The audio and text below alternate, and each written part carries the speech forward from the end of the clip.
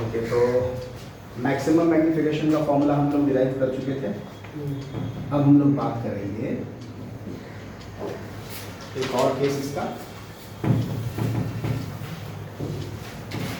Normal adjustment, जिसमें कि minimum magnification हम लोग को प्राप्त होता है। केस 2, फॉर मिनिमम मैग्नीफिकेशन,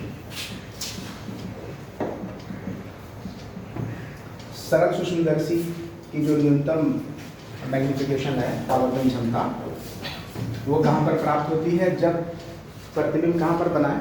अनंत में, है ना? हाँ, प्रतिबिंब कहाँ पर बनता हो? अनंत पर बनता हो।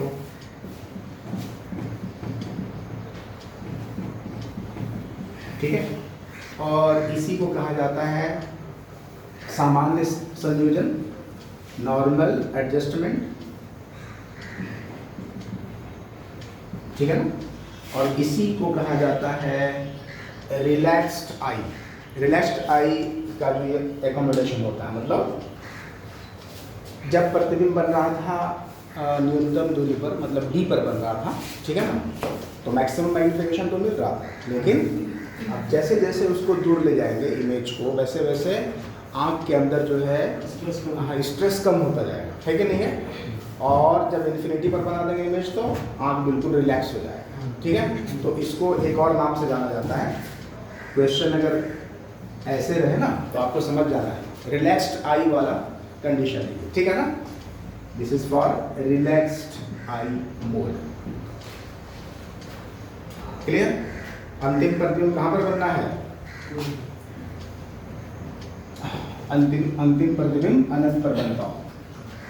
इस केस में हमको मिलेगा मिनिमम मैग्नीफिकेशन। ओके, तो इस केस में जब हम लोग अनंत पर बना देंगे, उसके लिए ऑब्जेक्ट को कहाँ रखना पड़ेगा? फोकस पर। अगर ऑब्जेक्ट को धीरे धीरे खिंचा कर हम फोकस पर ले आए, ठीक है ना, तो फिगर कुछ किस तरह से हो जाएगा, थोड़ा सा हम दिखाते हैं आपको। ये देखिए, इसको यहाँ दिखाते हैं। ऑब्जेक्ट को जैसे आप जो है खिंचा करके आप यहाँ पर लाते हैं, तो उस केस में ये ऐसे गया और ये लाइन क्या हो जाएगी? बिल्कुल पैरेलल। ये दोनों आपस में क्या हो जाएगी? पैरेलल लाइन हो जाएगी, है ना? ये दोनों पैरेलल हो जाएगा, तो कहीं तो मिलेगा नहीं, तो क्या बोलेंगे? इन्फिनिटी पर जाकर मिल रहा है। ठीक है, और इमेज कहाँ पर बन रहा है? अनंत पर। तो इस केस में जो प्रतिबिंब बना वो कहाँ पर बना? अनंत। तो इमेज डिस्टेंस इन्फिनिटी हो गया। क्लियर है?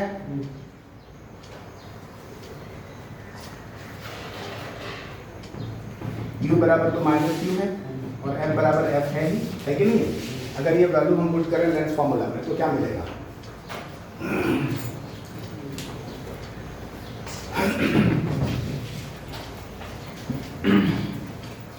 लेंस फॉर्मूला में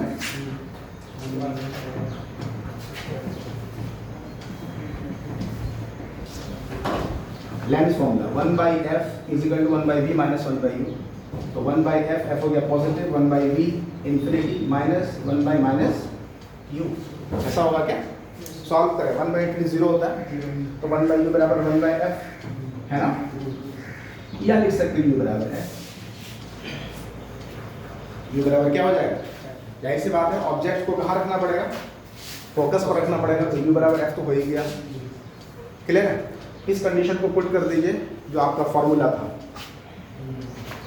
लिखिए, अतः आवर्धन क्षमता, आवर्धन क्षमता बराबर क्या निकाला हम लोगों ने? d/u निकाले थे ना, m बराबर d/u। u की जगह क्या पुट कर देंगे? f। तो m बराबर हो गया d/f। क्लियर है? बिल्कुल।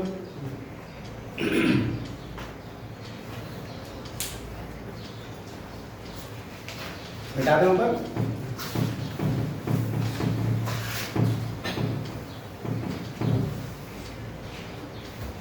अब इसी चीज को आपको याद रखना है। किसी भी सिंपल माइक्रोस्कोप के मैग्नीफिकेशन का फॉर्मूला d/u होता है, होता है कि नहीं होता है?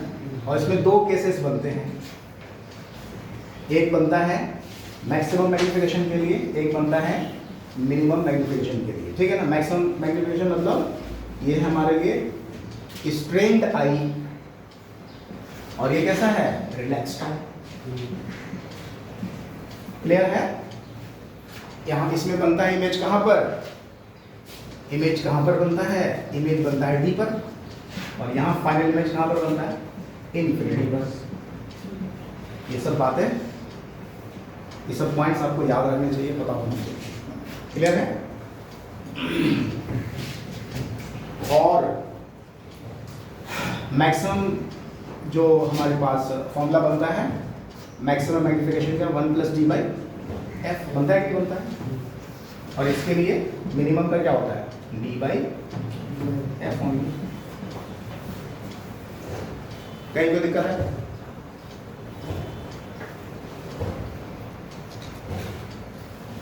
मैग्नीफिकेशन का एक फॉर्मूला होता है, दो केसेस हो गए, दोनों केस आप समझिए। चलिए अब हम लोग बात करते हैं कंपाउंड माइक्रोस्कोप। सिंपल माइक्रोस्कोप से वस्तुओं को बड़ा करके देखते हैं हम लोग, 4 गुना 5 गुना 6 गुना 10 गुना, है ना, लेकिन बहुत बड़ा नहीं देख सकते हैं। अगर ज़्यादा बड़ा करेंगे तो क्या हो जाएगा, इमेज ब्लर आने लगेगा, फटने लगेगा, है कि नहीं है? उसके लिए क्या यूज़ करेंगे हम लोग, कंपाउंड माइक्रोस्कोप। किसी वस्तु का 100 गुना ज़्यादा बड़ा प्रतिबिंब देखना चाहते हैं स्पष्ट रूप से, कंपाउंड माइक्रोस्कोप 100 गुना 200 गुना, है कि नहीं? तो चलिए अब बात करें हम लोग कंपाउंड माइक्रोस्कोप। कंपाउंड माइक्रोस्कोप इसको बोलते हैं यौगिक सूक्ष्मदर्शी या संयुक्त सूक्ष्मदर्शी।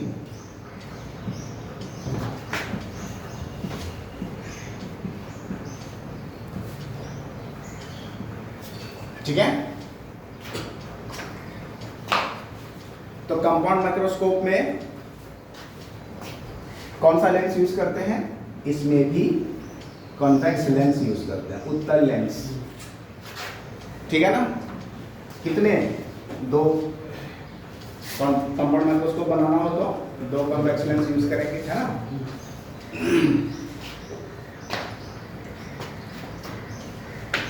मैग्नीफिकेशन को और बढ़ाने के लिए लेंस की संख्या बढ़ाई जा सकती है, ठीक है, बट बेसिक जो है, हाँ। अब इसमें जो 2 लेंस होता है, पहला लेंस क्या कहलाता है, ऑब्जेक्टिव लेंस।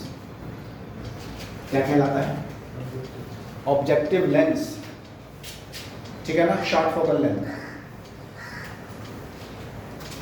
अभिदृश्यक जिसको कहते हैं, ऐसा वो लेंस जो वस्तु की तरफ रखा हुआ रहता है, वस्तु के पास, क्या बोलेंगे, ऑब्जेक्टिव। ऑब्जेक्ट मतलब वस्तु, ऑब्जेक्टिव लेंस, ठीक है ना, ऑब्जेक्टिव लेंस, ठीक है।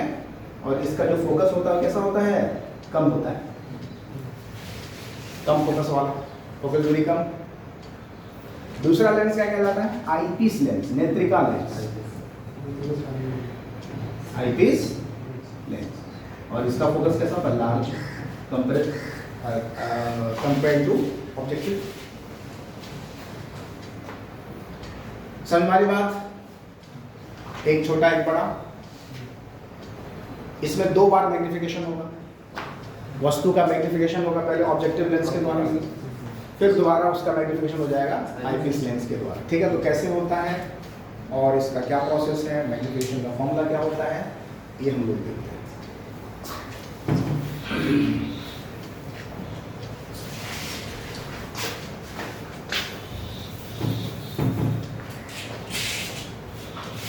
तो देखिए, सबसे पहले एक्सेस बना लिया, ये लेंस ले लिया, ऑब्जेक्टिव लेंस है ये, ठीक है। इसके ऑप्टिकल सेंटर को ओ नाम दे दिया, ठीक है। यहाँ पर मान लो दिस इज एफओ, एफओ मतलब focus point of objective lens. उधर भी होगा, होगा कि नहीं होगा, होगा कि नहीं होगा, ओके। वस्तु को कहाँ रखते हैं, वस्तु को हम लोग रखते हैं ऑब्जेक्टिव लेंस के फोकस के ठीक पहले, यानी यहाँ पर मान लो ये वस्तु है ए, क्लियर है।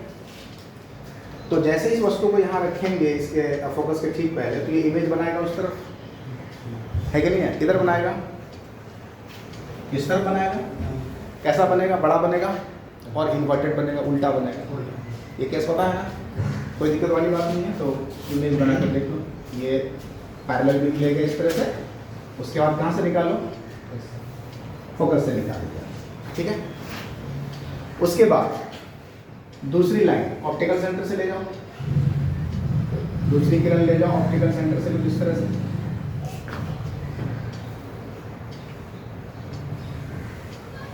ठीक है। थोड़ा सा और हम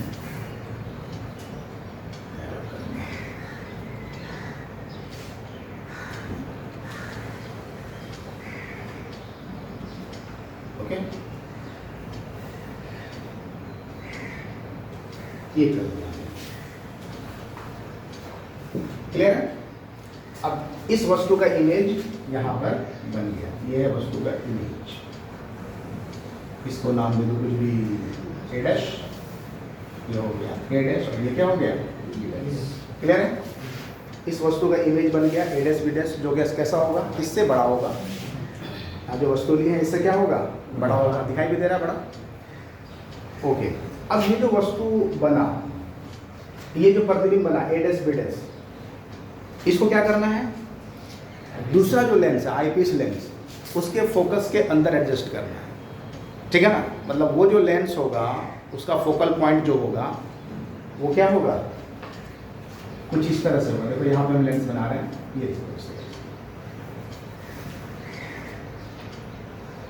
ये हमने लेंस बना, क्लियर है। हमने लेंस बना आईपीस लेंस। इस आईपीस लेंस का फोकस जो होगा वो कुछ यहाँ पर हम ले लेते हैं। देखो this is F E, eyepiece का फोकस, ठीक है। तो जैसे एफ ई को यहाँ पर लिए, हम लोग इसको एडजस्ट कर सकते हैं, पूरे एक ट्यूब के अंदर होता है, ठीक है ना, तो एडजस्टमेंट तो कर ही सकते हैं।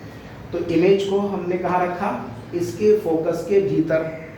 तो जैसे इसके फोकस के भीतर रखेंगे तो ये तो बिहेव करने लगेगा सिंपल माइक्रोस्कोप की तरह से, जैसे उसमें था। सिंपल माइक्रोस्कोप के केस में क्या था, वस्तु कहाँ रखते थे, फोकस के भीतर। तो क्या करता था वो, आवर्तित प्रतिबिंब बना देता था, इमेजिनरी बनाता था, कई गुना बड़ा, है कि नहीं है। तो कुछ उसी तरह का काम यहाँ भी तो होने वाला है, क्या तो बना दिया जाए। ये एक लाइन हम ले लेते हैं, यहाँ ये टकराने के बाद सपोज करिए ये यहाँ से गया, ये इसका अपना फोकस होगा, ठीक है। फोकस से भी कर लिया तो एक ही पॉइंट पर कन्वर्ट कर देता है, ठीक है। यहाँ पर आने ये क्या चीज़ है, दिस इज क्लियर। और ये भी यहाँ से एक लाइन हम ले लेते हैं। अब इन दोनों को क्या करना है, हमको मिला देना, ठीक है।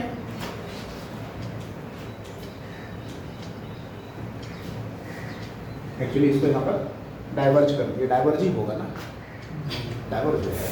अब ये दोनों इधर फैलते जा रहे हैं। इसको जब हम लोग पीछे देखेंगे तो सिंपल माइक्रोस्कोप वाले केस में कुछ ऐसा हो रहा था। इधर बढ़ाइए, कहीं ना कहीं मीट करेगा, जहाँ पे मीट करना है करा दीजिए, ठीक है। यहाँ पे हमने मीट करा दिया। तो ये क्या बनेगा, इमेज बनेगा ना, ये बनेगा कि नहीं बनेगा। थोड़ा सा और पीछे ले आते हैं, ठीक है। वो मेरे हाथ में इसलिए ऐसा कर रहे हैं, ठीक है। आप लोग बनाइएगा जैसे भी, आप थोड़ा सा फिगर को स्पष्ट करने के लिए, ठीक है ना, प्रोसेस यही होता है, ओके। ये इमेज हमने यहाँ पे बना दिया, यहाँ से क्लियर है ना। ये क्या हो गया, this is the final image, A double dash B double dash. कोई दिक्कत है, ये है पूरा प्रोसेस। और this is the position of eye, ठीक है। तो इस तरह से कंपाउंड माइक्रोस्कोप का जो है प्रोसेस होता है।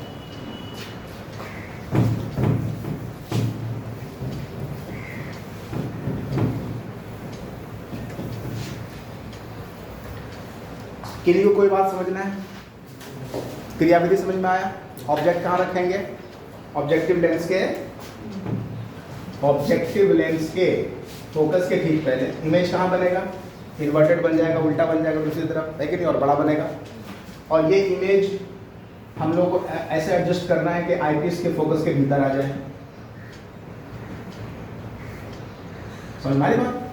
आईपीस लेंस के फोकस के अंदर आ जाए तो कैसा हो जाएगा, मैग्नीफाई कर देगा वो, जैसे कि सिंपल माइक्रोस्कोप में था। ठीक है ना? तो ये वाला जो लेंस है आईपीस लेंस, ये बिहेव करता है सिंगल माइक्रोस्कोप के तरह से, जैसे हम लोगों ने पीछे पढ़ा। ठीक है, तो समझना थोड़ा आसान है। ओके, अब क्या चाहिए, मैग्निफिकेशन, मैग्नीफाइंग पावर, है ना?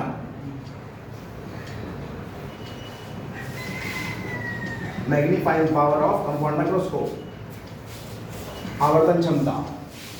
तो आवर्धन क्षमता का तो फॉर्मूला हम लोगों ने ऑलरेडी पढ़ा हुआ है कि नहीं? Visual angle subtended by image, final image at eye, है कि नहीं है? यानी कि बीटा, दोबारा बताने की जरूरत तो नहीं, divided by visual angle subtended by object at D पर, है कि नहीं है? इसको हम लोग अल्फा से डिफाइन करते हैं। कोई दिक्कत है? यानी बीटा बटे अल्फा का मान तो पहले से पता है कि भाई एच ओ बटा डी होगा ही होगा, height of object by D होगा कि नहीं होगा, इसमें कोई दिक्कत वाली बात नहीं है। बीटा को कैलकुलेट करना है यहाँ से। बीटा क्या चीज है? चलो इसको इक्वेशन 1 मान लेते हैं फिलहाल। फाइनल इमेज कहाँ पर है? A double dash B double dash दिखाई दे रहा है। ये कितना एंगल बना रहा है? देखो आप ध्यान से देखो, ये वाला angle, this angle is beta, बोलो है कि नहीं है? ये एंगल बीटा तक पर बनेगा, उधर बीटा कैलकुलेट करना।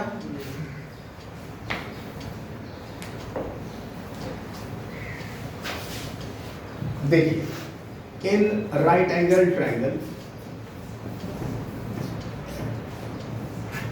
Right angle triangle A dash B dash E, ध्यान से देखिए, A dash B dash E समकोण त्रिभुज है कि नहीं है? वहां से ले लेंगे उसको, है ना? तो tan बीटा बराबर क्या हो जाएगा? tan बीटा बराबर क्या हो जाएगा? a dash b dash divided by b dash e होगा। ओके,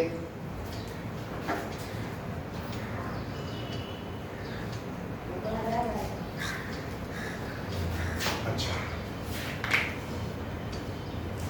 और इसी को हम लोग क्या बोलते हैं? बीटा बोलते हैं। तो एंगल क्या होता है? बहुत छोटा, तो tan बीटा को बीटा लिख दिया। Okay, a dash b dash बटे b डैश e,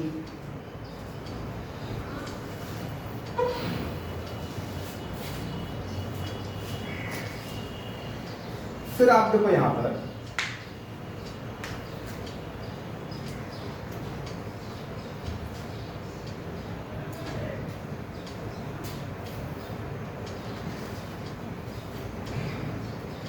उसको 2 मानते हैं। फिर समरूप त्रिभुज ABO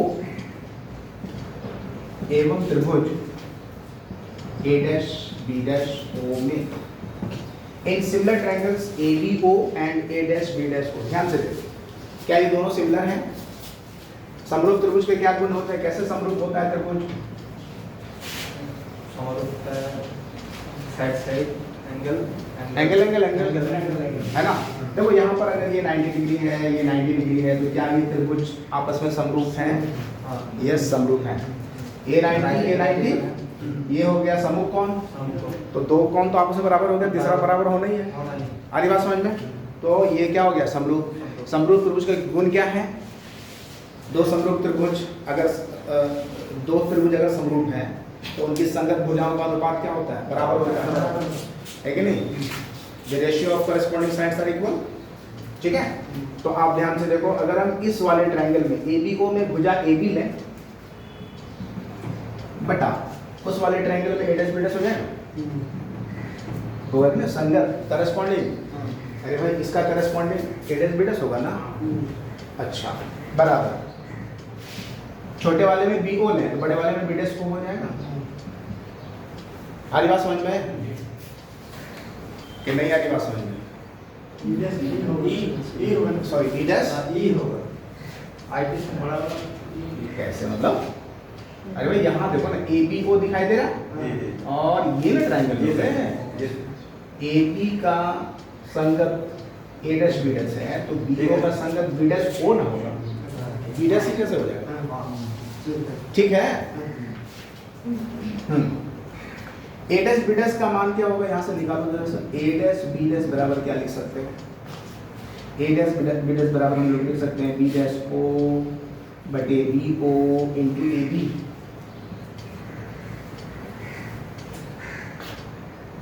क्लियर है?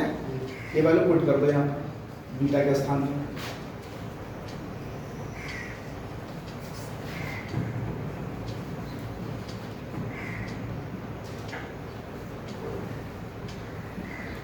Putting this result in equation 1. चलो इक्वेशन 1 पर पुट करते हैं।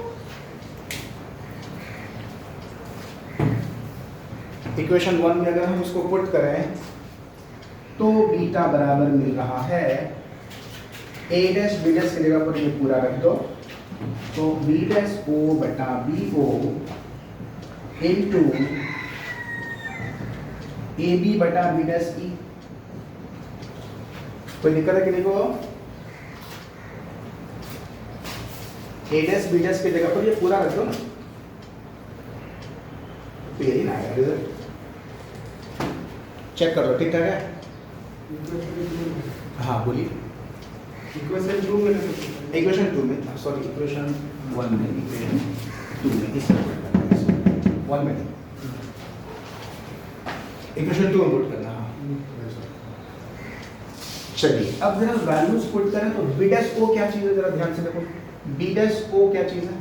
प्रतिबिंब दूरी है ऑब्जेक्टिव के लिए, बोलो है कि नहीं है?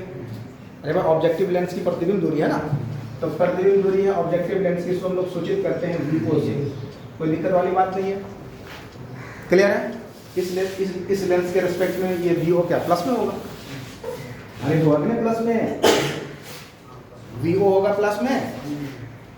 चलो बी ओ क्या चीज है? वस्तु दूरी है ना, वस्तु दूरी किसका? ऑब्जेक्टिव लेंस का, तो यू को। अच्छा प्लस यू के माइनस यू, आंख बंद करके माइनस यू, ऑब्जेक्टिव वस्तु दूरी हमेशा नेगेटिव होती है। कोई दिक्कत? कोई दिक्कत नहीं है। ए बी क्या चीज है? वस्तु की ऊंचाई एच ओ होगा ना, एच ओ कैसा? प्लस ऊपर है तो। बी डैश ई क्या चीज है? बी डैश ई क्या चीज है? सोचो, बी डैश ई क्या चीज है? बी डैश ई, यहां से इसको मापेंगे तो क्या बोलेंगे इसको? नेत्रिका लेंस के लिए वस्तु दूरी। अरे नेत्रिका लेंस के लिए क्या हो जाएगी? वस्तु दूरी होगी कि नहीं होगी? दिस इज यू ई, और जब वस्तु दूरी है तो माइनस यू। बोलो सही है? उसके लिए माइनस होगा, उस लेंस के लिए क्या हो जाएगा?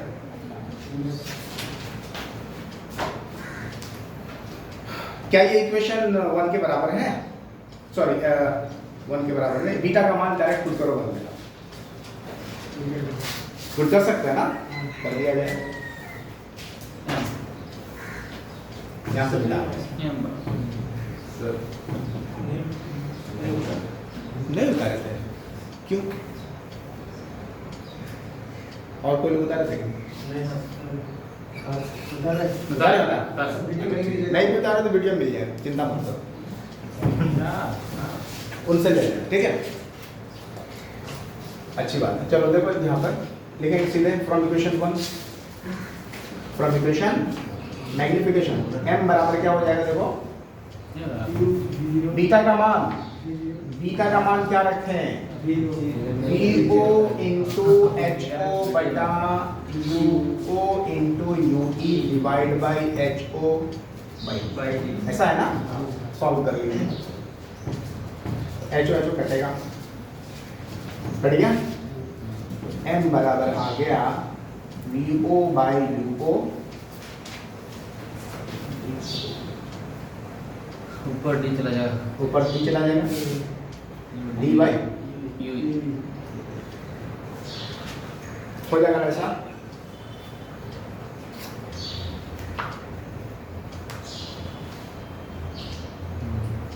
कोई दिक्कत है? तो ये फॉर्मूला होता है।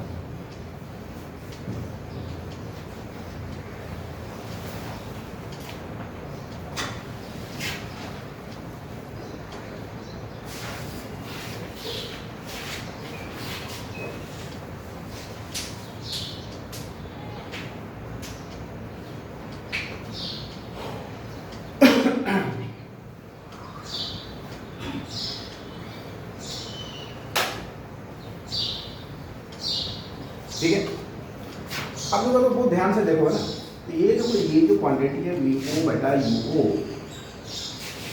और ये जो क्वांटिटी है डी बटा यू ई है ना, ये क्या चीज़ है आप देखें यहाँ पर, यहाँ वी ओ बटा यू ओ जो है ये एक्चुअली क्या है, मैग्निफिकेशन ऑफ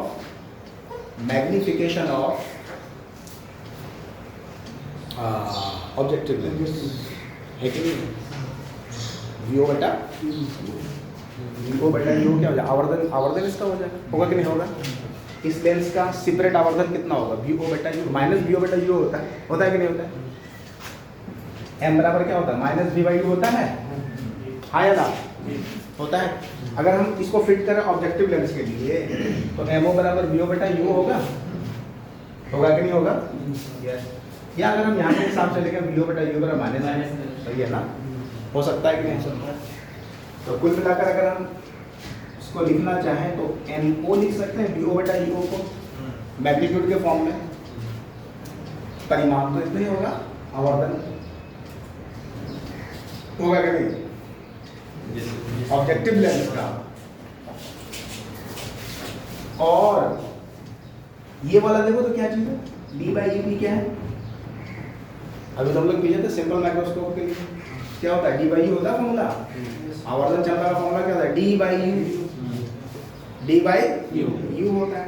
तो ये हो गया हमारा आईपीस। यहाँ पर तो सिंपल माइक्रोस्कोप की तरह बिहेव कर रहा है। This is the magnification for eyepiece lens ME, clear. इसलिए कंपाउंड माइक्रोस्कोप का जो मैग्निफिकेशन होगा वो क्या हो जाएगा, product of the magnification of objective lens and eyepiece lens. Direct formula आपको याद रखना है, ये तो फॉर्मूला होता ही है। अब इसी को हम लोग ऐसे भी तो लिख सकते हैं, m बराबर mo इंटू m बराबर क्या हो गया, mo into fundamental formula. Clear है।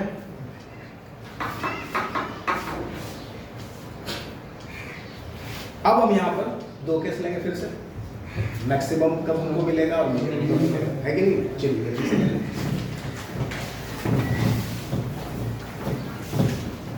Case one for maximum magnification. Maximum magnification के लिए फाइनल इमेज कहां बनना चाहिए, final image must be at D, है ना। अरे भाई फाइनल इमेज कहां बनाना होगा, डी पर, यानी ये जो डिस्टेंस है this will be equal to D. बोलो सही है। अगर डी पर बन गया तो क्या हो गया, आपको मैक्सिमम मैग्निफिकेशन दे रहा होगा। डी से बढ़ा है तो क्या हो गया, मैग्निफिकेशन घटेगा, थोड़ा कम होता जाएगा, है कि नहीं है। अधिकतम कहाँ मिलेगा, 25 सेंटीमीटर। ओके,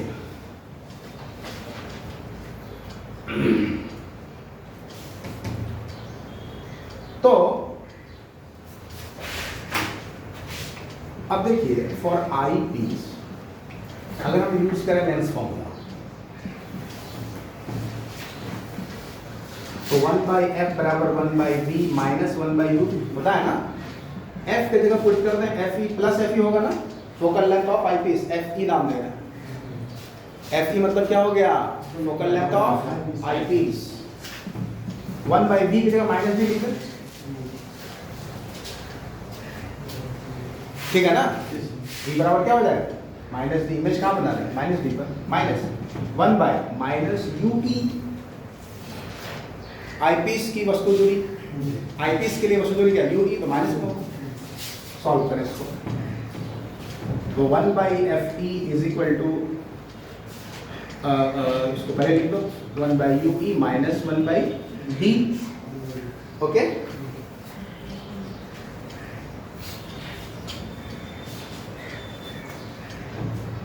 कोई दिक्कत तो नहीं है? दोनों तरफ D से गुना कर रहे हैं, वही चीज कर रहे हैं जो सिंपल माइक्रोस्कोप में दिए थे, कोई नई बात नहीं है। D/FE बराबर D/U माइनस 1। क्लियर है? इसको उठा के यहाँ रखो। ये -1 है, इसको उठा के इधर ले आएंगे, +1 हो जाएगा। D/U की वैल्यू पुट कर दो, कहाँ पर? Me के स्थान पर। Me के स्थान पर क्या लिखा होता है? D/U था ना। अतः आवर्धन क्षमता, इस केस में आवर्धन क्षमता जो होगी कंपाउंड माइक्रोस्कोप की, वो क्या हो जाएगी? UO/UO तो था ही, और क्या था? D/U था ना। अरे भाई यहाँ था ना D/UD, इसके जगह पुट कर दे इसको, तो मैक्सिमम मिल जाएगा magnification.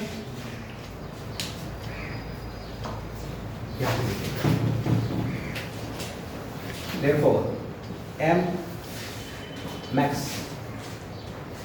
VO/UO 1 plus B/FE।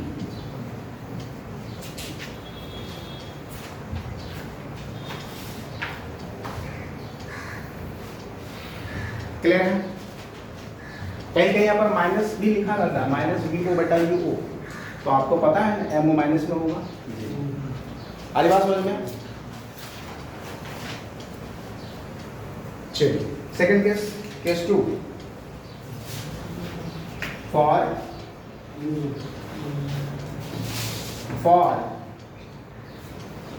For minimum magnification, ठीक है ना? Final image must be at कहाँ पर? Infinity. Must be at infinity, ठीक है? इसको क्या बोलते हैं? Normal adjustment.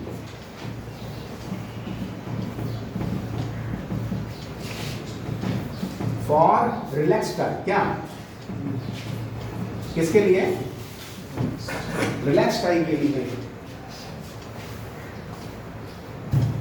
और उस केस में जब हम लोग सॉल्व करेंगे, लेंस फॉर्मूला रखेंगे नेत्रिका के लिए, तो क्या मिल जाएगा?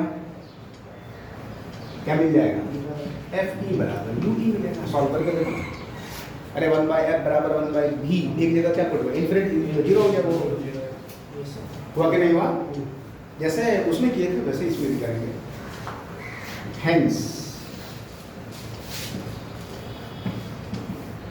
मैग्नीफाइंग पावर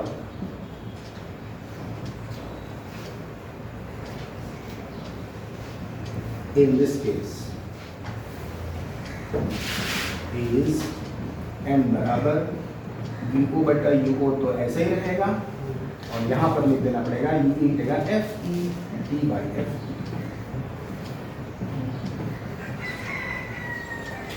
क्लियर है?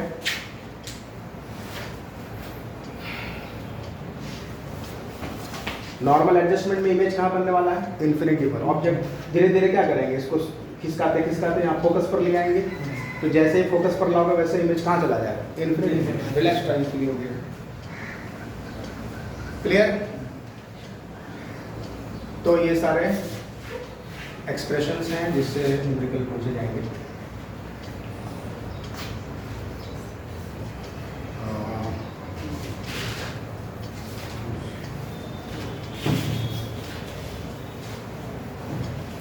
लेंथ ऑफ द ट्यूब किसको कहते हैं?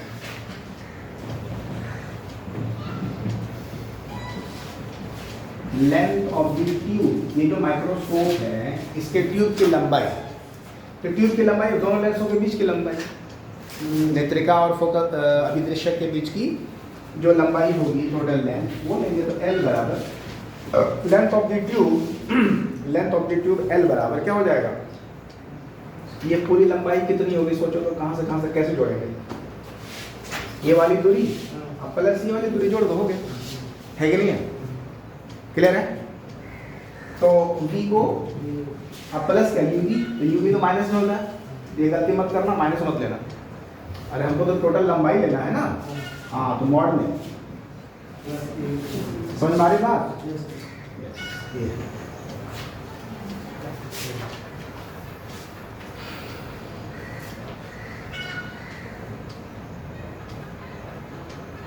कोई दिक्कत है नहीं ना।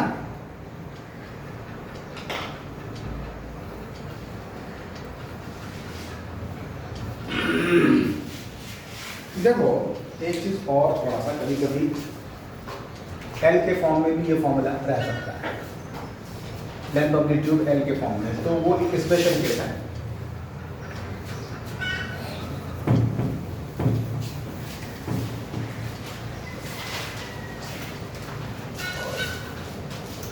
देखो इस ऑब्जेक्ट को,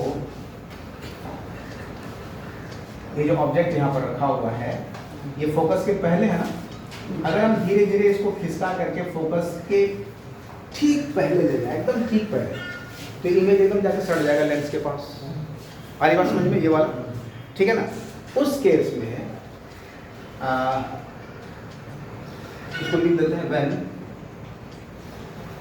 when the object AB is just before FO, FO को ठीक पहले अगर रखा जाएगा तब क्या हो जाएगा, ये UV क्या हो जाएगा, लगभग नेग्लिजिबल, मतलब बहुत कम हो जाएगा, ठीक है ना, बहुत छोटा हो जाएगा। तो उस केस में ट्यूब की लंबाई जो है वो ऑलमोस्ट हम लोग VO के बराबर ले लेंगे। किसके बराबर लेंगे, VO के, ये जीरो कर रहा है ना, तो L बराबर क्या हो गया, VO, हुआ कि नहीं हुआ, है ना। लेकिन कब, जब हम लोगों ने UO को लगभग FO के बराबर किया तब। सोचो FO क्या चीज़ है, ये ना FO है भाई, ये देखो ये क्या है, FO ऑब्जेक्टिव लेंस की फोकस दूरी, और ये क्या है, UO है ना, ऑलरेडी यहाँ पे लिखा हुआ UO। तो जैसे जैसे इसको खिसकाएंगे उधर तो UO और FO आपस में लगभग बराबर होगा। उस केस में ये वाला फॉर्मूला इस तरह से भी लिखा जा सकता है।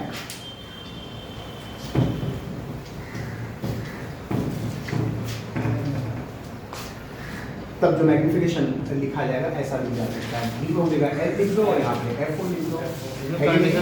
कंडीशन तो दिया रहेगा ना। हाँ हाँ कंडीशन दिया रहेगा, कंडीशन दिया रहेगा, कंडीशन दिया रहेगा, या फिर क्वेश्चन को देख के पढ़ के आप समझ भी सकते हैं। क्लियर है यहाँ तक?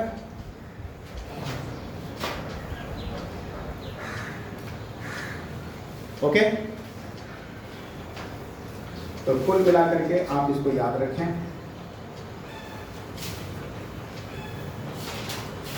मैग्निफिकेशन का जो फॉर्मूला आया था क्या आया, VO बटा UO into D by U। Clear है? अब इसी में क्या है, दो केस हमको मिल सकते हैं। एक कहलाएगा मिनिमम मैक्सिमम मैग्निफिकेशन के लिए, दूसरा मिनिमम मैग्निफिकेशन के लिए। क्लियर है? मैक्सिमम मैग्निफिकेशन कहाँ होता है, स्टैंड आई के लिए होता है, मतलब इमेज कहाँ पर बनना चाहिए, D पर, ठीक है। फाइनल इमेज कहाँ पर बनेगा, D पर, और इसमें फाइनल इमेज बनेगा इन्फिनिटी पर, याद रखना है। ओके, जो फॉर्मूला यहाँ पे आता है वो आता है VO बटा UO 1 plus D by FE, और यहाँ पर जो आता है मैग्नीफाइंग पावर का फॉर्मूला वो आ जाता है VO बटा UO D बाई FE।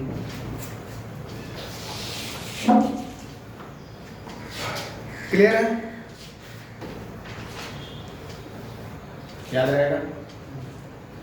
चलिए इसको रिवाइज भी कर लीजिएगा। आज इतना ही रखते हैं, तो आपको स्कूल जल्दी निकलना है।